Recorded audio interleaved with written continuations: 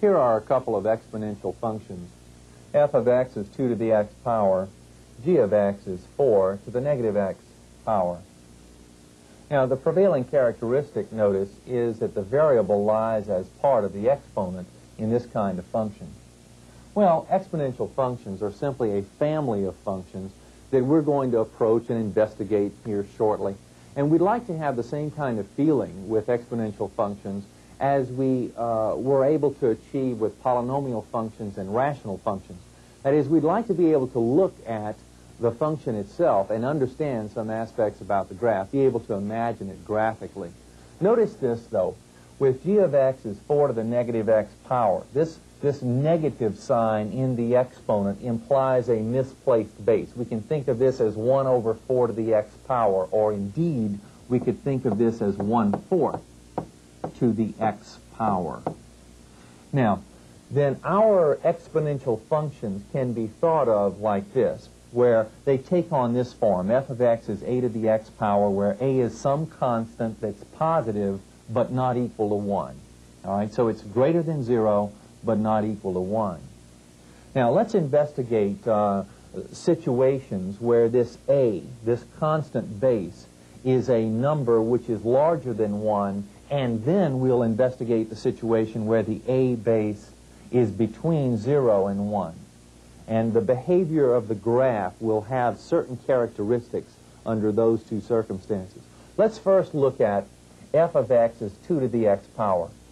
Now, to discover aspects about the graph, we'll build a table of values, plot a few points, and construct the graph. Now, we know that we can write this as y is equal to 2 to the x power if we wish to do so. Building a table of values, we would do this. Let's let x take on values 0, 1, 2, 3, negative 1, and negative 2. If x is 0, 2 to the 0 power is 1. If x is 1, 2 to the 1 power is 2.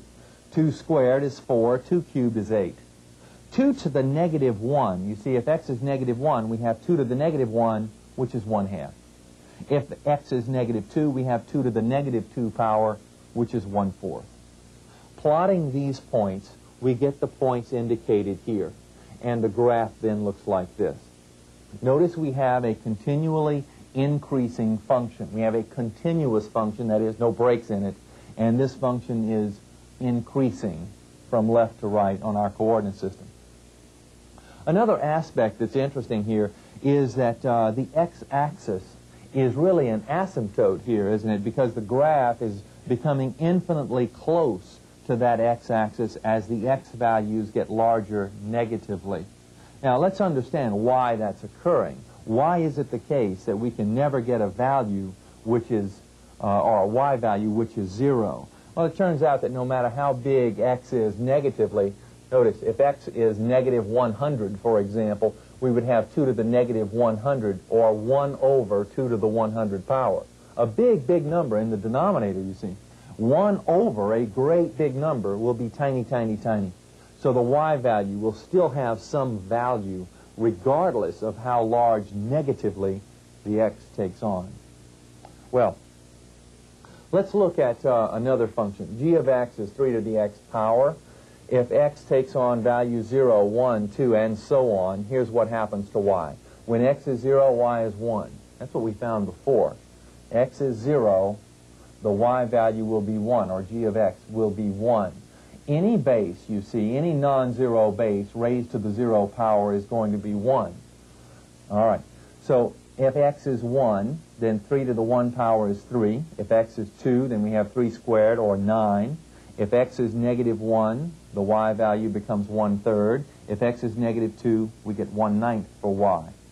Plotting those points, let's run through them quickly. The point 0, 1 is here, as was the case in our earlier graph. 1, 3, 2, 9. And if x were 3, we would be off of our coordinate system here. All right, if x is negative 1, we are down at 1/3, and the point is so close to my x-axis here that this thick chalk can't indicate the position. But what we're understanding is that the graph will behave something like this. You see, the graph will go up very sharply here to the right on our coordinate system, and the graph will get very close to the x-axis faster when our base becomes larger. So this was the graph of 2 to the x power, this the graph of 3 to the x power. We could predict that 4 to the x power, 5 to the x power, and larger bases would send that graph up our coordinate system even more abruptly than these.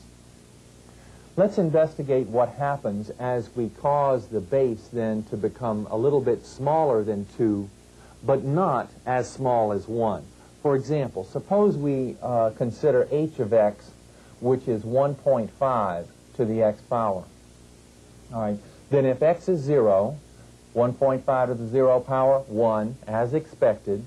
If x is 1, 1.5 to the 1, 1.5. If x is 2, squaring 1.5, we get approximately 2.3. Now, I've rounded these off to the nearest tenth. So, 2 and 3/10. If x is 3, we get 3 and 4/10. If x is 5, we get 7 and 6/10.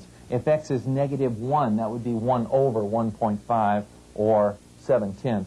If x is -3, we would have 1 over 1.5 cubed, which is about 3/10. All right, let's plot these points.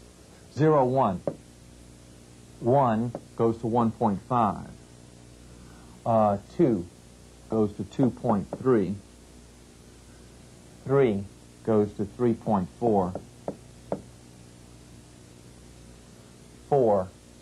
5 goes to 7.6.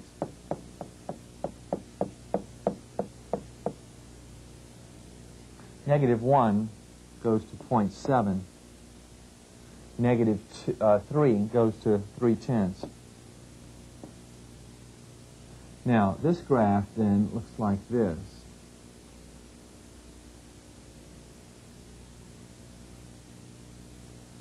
Now, notice what's happening as the base of our exponential function grows smaller and as it approaches 1. This is 1.5 to the x power. You see the graph is having a tendency sort of to lay down on our coordinate system. And indeed, if we let that base be 1, then 1 to the x power would be simply a horizontal line at this position. So as this base approaches 1, then the graph will have the tendency to lay down. All right, what happens then? Now here's what happens as that base, that a that we were referring to earlier, is a large number and comes all the way down and approaches 1. What about what happens when that a value, that base, is between 0 and 1? Well, suppose we consider k of x to be 2 to the negative x, or we could write it as 1/2 to the x power. That is, we are considering the a, the base of that exponent, to be a number between 0 and 1. Well, as we build our table of values, notice what we get. If x is 0, 1/2 to the 0 is 1. If x is 1, 1/2 to the 1 power is 1/2. If x is 2, 1/2 squared is 1/4. If x is -1, you see it'll cause us to consider the reciprocal here to the 1 power, or simply 2. -2 as the exponent, flip the fraction over and square. You see we'll get 4. If x is -3, the negative in place of the x will flip the fraction over and then cube the 2 to get 8. Now, notice what occurs here when we plot the points. 0, 1. We have 1 going to 1/2. We have 2 going to 1/4. We have -1 going to 2. We have -2 going to 4. And -3 goes to 8.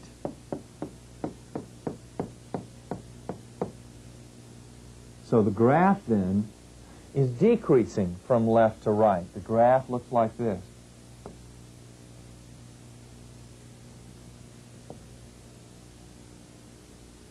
Now notice that this is nothing more than the reflection of the graph of 2 to the x.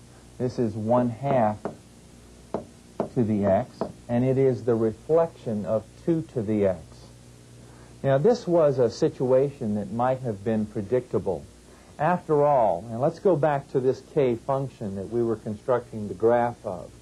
We can think of k of x as being nothing more than f of negative x. Remember, the f function was 2 to the x power.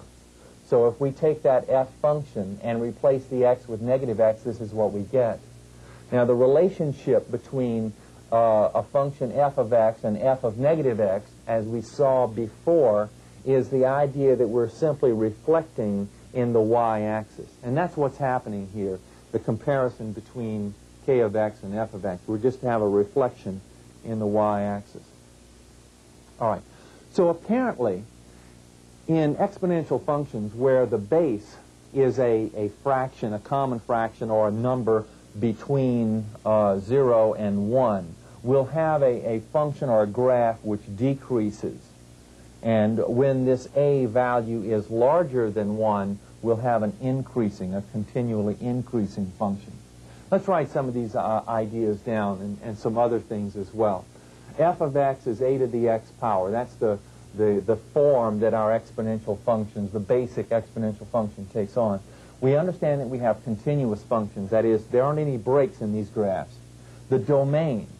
Now, the domain, the x's for which our function is defined. Well, our function is defined for all x's. So it would be all real numbers, any real number that we care to pick. We can write the domain in a couple of ways. One way is like this. We define our x's from negative infinity to infinity. Or we could say simply all real numbers. What about the range? What kinds of y's are coming out of these all real x's that we plug in here? Well, we're getting only y values that are positive, you see, distinctly positive, not equal to 0 at all. All of our points that we plotted were above the x-axis. So we're getting a range of positive numbers. We can say y is greater than 0, or we can say we're talking about the interval from 0 to infinity. The x-intercept on all of the ones that we've plotted here was at the point 0, 1. Okay, excuse me. I should have said y-intercept here. There is no x-intercept, you see. The y-intercept is at 0, 1 for all of the ones that we've plotted. And we have an asymptote involved here. We have a line that the graph gets infinitely close to at the extremes of our coordinate system. And thus far, that asymptote has been the x-axis. Our concepts of transformations apply here with exponential functions. Take a look at f of x as 2 to the x power, all right, and its rough graph like this. Now consider g of x to be 2 to the x minus 3. You see, the g function is nothing but f of x minus 3, or these y values are nothing more than those y values except down 3. So the entire graph, our basic graph, is just going to move down our coordinate system 3 units. Now remember though, we have an implied asymptote here. We didn't actually draw it in a dotted line as we have in the past because it is the x-axis. But that asymptote will drop as well. So what we can think of here is that the asymptote, that x-axis, which is on the x-axis, drops 3 units, 1, 2, 3. So the asymptote then will make its appearance in this position of our coordinate system. And the graph then is dropping 3. All we need to do is look at a handy reference point. That point is the point 0, 1 on this graph, and so that point moves down 3, and 1, 2, 3, and appears in this position, and so the graph then will look something like this.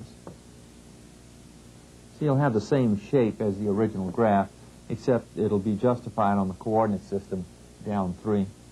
Well, that's what happens if we subtract 3 after our prevailing operation of exponentiation. So it's 2 to the x power, you see, and if we subtract after raising 2 to that power, then this is what occurs. Well, what happens if we add or subtract before raising to that exponent? That is, suppose we consider h of x to be 2 to the x minus 3 power. Well, if we are subtracting 3 before raising to the power that's implied here, our motion, our movement of the graph will be left or right in a direction we don't expect. We see minus 3, it'll turn out that the graph will move to the right 3 on our coordinate system. So that point of reference, that 0, 1 point of reference, will move to the right 3 positions. 1, 2, 3. It'll end up here, and the graph, then all the other points will follow, and the graph will look something like this. Now, understand that that our asymptote remains in this position. We're not moving up and down, you see. We're just moving left or right. All right, now let's put the two ideas together. Consider k of x to be 2 to the x plus 4, and then plus 3. Well, the adding of 4 before this exponentiation occurs will cause the graph to move left and right on our coordinate system in a direction we perhaps don't expect. The plus 4 means the graph will move to the left 4. Let's take our handy point of reference, which is here, and move to the left 1, 2, 3, 4. All right, now the plus 3. Move the graph up the coordinate system 3 units, so that point of reference moves up 1, 2, 3, and ends up in this position. Now consider the asymptote. You see, the asymptote is lifting 3 on our coordinate system, so from the x-axis position up 1, 2, 3 gives us an asymptote here. And the graph then looks something like this. So our ideas of transformations apply here with exponential functions. Exponential functions are used in a number of different kinds of word problems, which we'll get into a bit later. Problems involving population growth, radioactive decay, some kinds of interest problems. Well, in many of those kinds of problems, a rather interesting kind of base is used for those exponential functions, and it's called the natural base e. Now, it's almost like saying the natural base pi, but it's not pi, it's e. Pi is a naturally occurring constant. So is e. Pi is a constant that comes to us from a relationship between the diameter of a circle and its circumference. If you divide the circumference by the diameter, no matter how big the circle is, you'll get the value pi, a discovery made centuries ago. Now, E is also a naturally occurring constant. It occurs, well, I'll show you in just a moment one occurrence of, or one way to view how E may have evolved, or one view of E. But E is the value, is a number which is approximately 2.71828. Actually, it's 2.71828 and so on forevermore. You see, it's an irrational number, just as pi is an irrational number. Pi is a never-ending, never-repeating decimal. So is E. So the function f of x is e to the x power is the one that we want to deal with just a bit here. Now, why is E important to us, and where does it come from? Let's look at this little demonstration. I kind of feel compelled here to give you some possession of the idea of what makes E, E. Consider this. Now, just a sketch here of, I'm going to exaggerate matters just a bit here, but let's consider this to be the graph of y equals 2 to the x. Now let's consider y equals 3 to the x.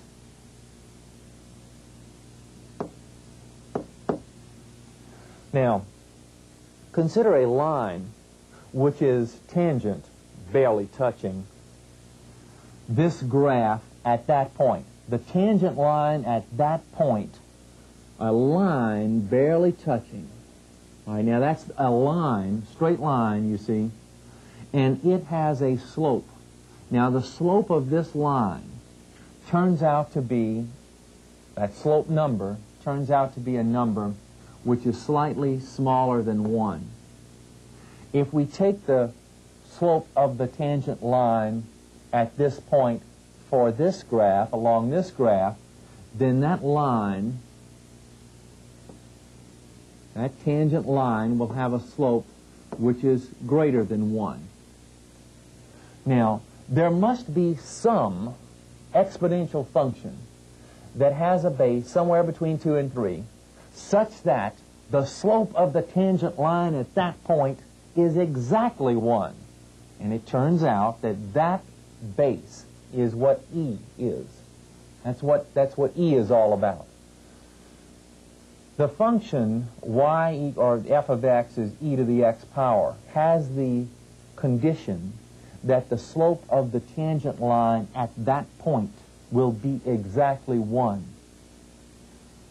Now, the importance of that is not for us to discuss in great detail at this point, but that's one explanation of where E comes from.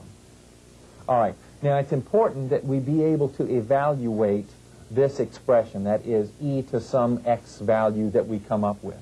Suppose we want to evaluate e cubed. Well, the easy way to do it is to use a calculator. It turns out that all we need to do is input e on the calculator and hit e to the x button on the calculator. Now, some calculators have an e to the x button directly. It's just written right there as a calculator button. Other calculators require 2 buttons to achieve this. That is, we would input 3, and the 2-button sequence would be inverse or second function, and then ln. Okay, so inverse ln is the same thing as e to the x. And if you do this on your calculator, you'll find e cubed to be approximately 20.0855. All right, so we need to be able to do this. Now, notice that we are inputting in the calculator, we are putting in the exponent first that is applied to e. And the e to the x button is an immediate response function. It occurs right now. We don't need 2 items in order to define this. It's a unary operation. It requires only 1 number, that one. The calculator already knows the value of e, so it immediately calculates this amount.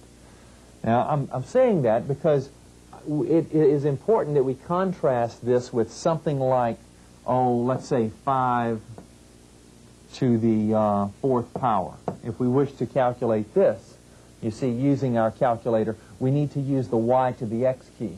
But the calculator requires, in using the y to the x key, that we input the base as well as the exponent.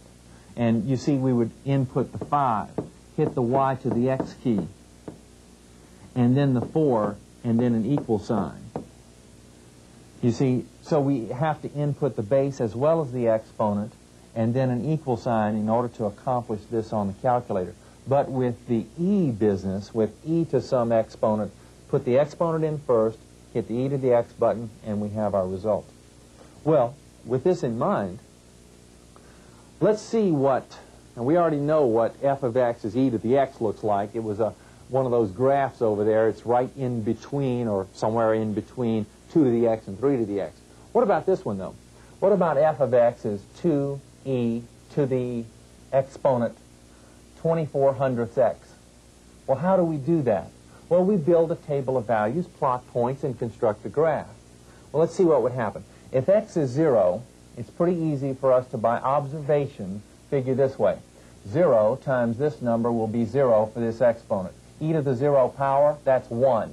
2 times 1, 2. So when x is 0, y is 2. All right, that's pretty easy. What about 1? 1 times 2400ths would be 2400ths, but then how do we figure from there? Well, we figure this way. Now, what we did in our head, we can put in like this if we wish. 1 times, we can put into our calculator this way. 1 times this amount, that number, equals, now, this is the number that is in the exponent, and we wish to raise e to that power. Well, the next thing we would hit is the e to the x button, which in some calculators now is, it's either this or it's the inverse of ln. Okay, it's either this or that. And then we hit times 2 equals. And that'll give us the amount that we put here. And it'll be approximately 2.5.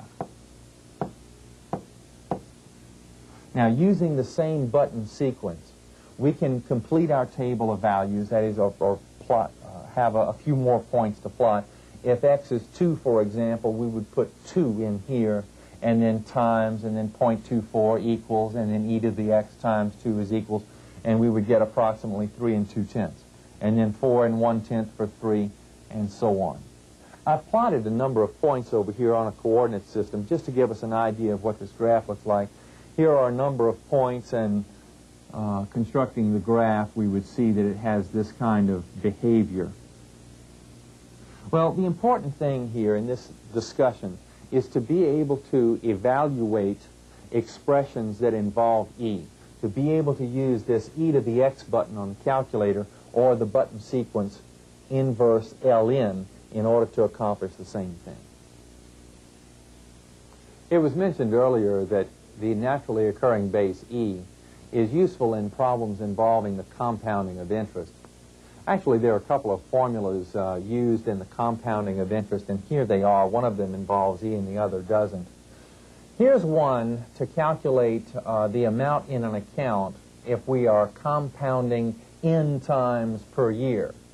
A, the amount remaining in the account after a certain period of time. P, the principal, the amount invested. R is the rate of interest. N, the number of compoundings per year, and notice it occurs here as well. And T is the time in years.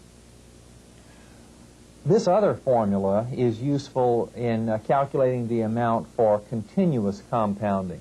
Now, for continuous compounding, then A, the amount in the account after this period of time. P, the principal, the amount invested. R, the rate of interest. And T, the time in years. Consider this problem.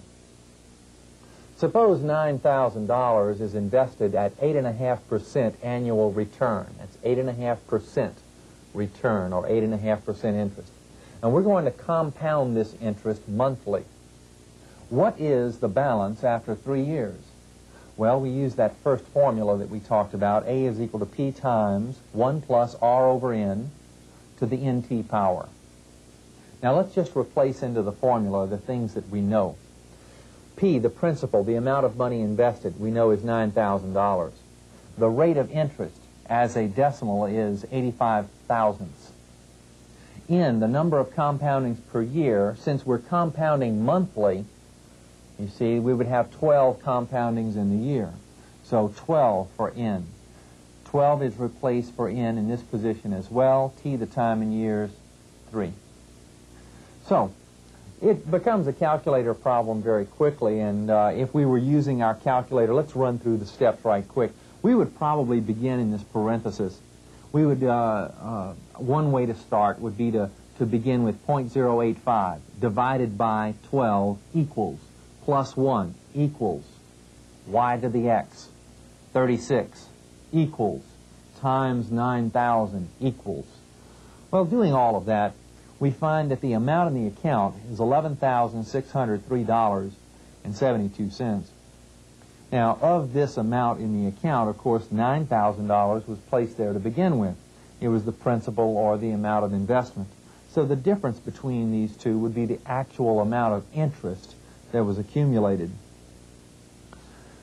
Now, just as a comparison, I went ahead and calculated, using this same method, the amount in the account if we were to compound the interest annually. That is, there would be only one compounding per year, you see. And what I found was that the amount in the account was $11,495.60. The difference between these two is roughly $100, a little over $100, because this is almost $500, this is a little over $600. So a little over $100 difference between compounding annually and compounding monthly. Consider a similar problem now, the same problem, same amount of money invested over the same period of time. But this time, we want to figure the balance if the interest is compounded continuously? Well, using our continuous compounding formula, A is equal to PE to the RT power, we would get this. Now, P, the principal, is 9,000. R, the rate of interest, 85 thousandths. T, the time in years, 3. In using our calculator here, we would begin probably in this exponent. 3 times 0.085 equals, and then hit e to the x power, or inverse ln. Then times 9,000 equals, and we get $11,614.16. Now, as much as anything, I think I want to show the interesting idea about the difference between continuous compounding and monthly compounding. Now, the monthly amount over there was $11,603.72. Compare that to $11,614.16. You know, it's only $10 or $11, something between $10 and $11 difference between continuous compounding and monthly compounding, but it was $100 difference between annual compounding and monthly compounding. So the going from the annual to the monthly compounding made a big difference in the return on the invested capital, but there wasn't much difference between the monthly compounding and the continuous compounding.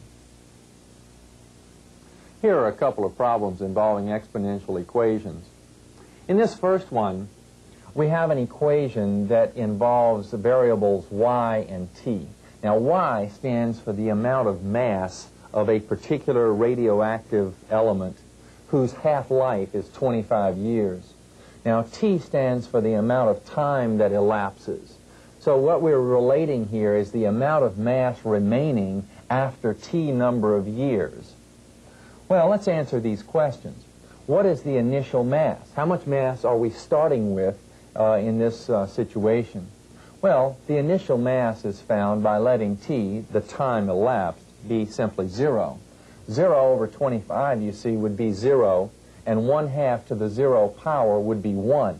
10 times 1 is 10, so the amount of initial mass is 10, and we're talking about 10 grams here. The second question says, how much of the initial mass is present after 80 years? Well, we simply replace t with 80 in our equation and evaluate for y.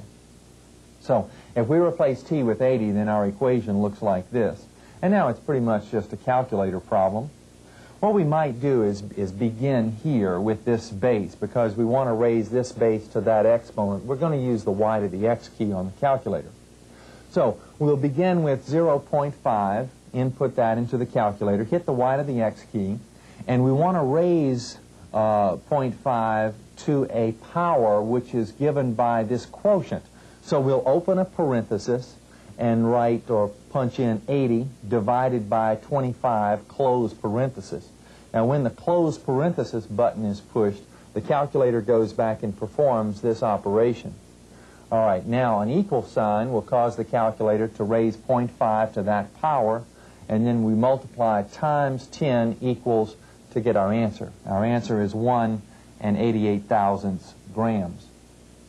One interesting thing about this problem that we'll investigate later is that since it is a relationship between some amount of mass and the amount of time, we can plug in for either one of these amounts. That is, if we wish to do so, we could tell how long it would take for the mass to be reduced down to, say, 0.25 grams, something like that. That is, we would replace y with 0.25 and solve for t. Now, that undertaking we'll discuss at a later date. All right.